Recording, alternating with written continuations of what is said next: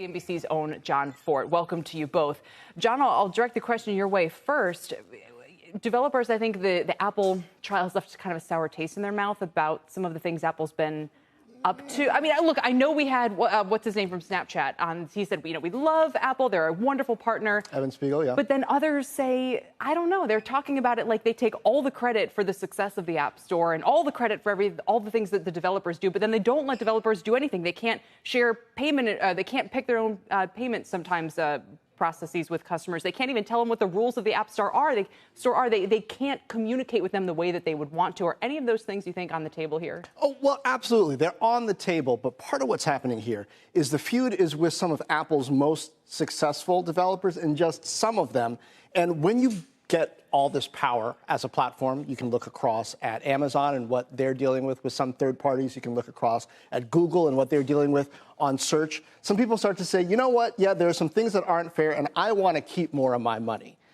Apple was just putting out press releases last week about how much money that they've helped to create in this whole ecosystem, hundreds of billions of dollars, and had lots of developers in there saying, oh, Apple's wonderful, Apple's great. Now, of course, there are always some developers who don't feel that way. This is Apple's chance to trumpet at WWDC. Hey, we've got new features, new innovation coming that's going to help you make more money, and the good's going to outweigh the bad. That at least is going to be their argument here. Casey, do they have any reason to change? I mean, to John's point, when you are the platform, you get to kind of set the rules. So even if some portion of the community wants a little bit more transparency, direct access to customers, whatever they have, I mean, who's going to put that pressure on Apple? Are they ever really going to face it?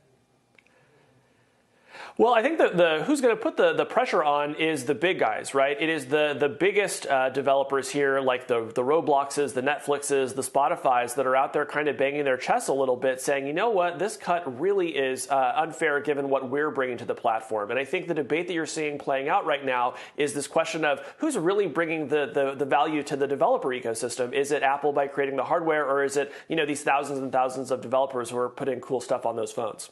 Yeah, and it's both. Like when you go to the store, right, if it's a nice store, you've gone there and you expect to see nice stuff, you don't just want to walk into the store and hang out there. You want to buy things and get good services. So yes, the things that are stocked on the shelves are important, but also that store experience, the customer service, feeling secure, all of that is important. So, Apple has been flexible here. Arguably, they should be a lot more flexible because there are other players and other ecosystems that are trying to put pressure on them. But part of what Apple does in WWDC is put out new products, new features to try to bolster its case that, you know what, you might be a little unhappy, but you're going to be happy you stayed with our rules. So, yeah, I expect to see some flexibility, but probably not too much. Apple likes making money. That works very well for them so far, although the stock has been on more of a soft patch lately. I mean, Casey, I don't want to read too much into that. This is a phenomenally profitable company. As we listen throughout this hour for the headlines, what would be a big headline to you in terms of either it has offered something new that developers really want, or that it's not backing down in terms of kind of the fundamental setup of the App Store?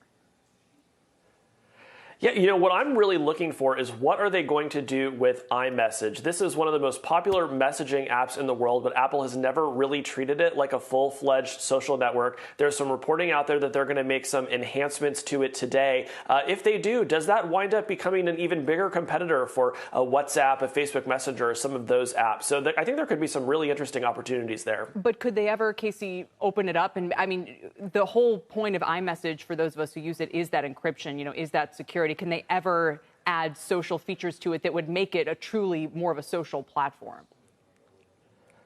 Yeah, it's a great question. It's really hard to add social features with encryption, but WhatsApp has been able to build plenty of stuff, and that's encrypted end to end. So I do think there are a lot of opportunities there for Apple if they decide to get serious about it. It's an exciting prospect, in part because Apple is historically so bad at everything social. So it's like, have they figured it out this time if they roll out with that, or are they just going to stay safe? But I think the most important thing they can do at WWDC is announce new M1 chips, perhaps in the MacBook Pro, that are even more powerful, and announce momentum in the developer community toward tuning their software specifically for Apple's homegrown chips. Because if you're an Apple investor that wants them to continue making profits and maintain control over their ecosystem, innovation that differentiates them from other platforms is how they're going to manage. And they may not.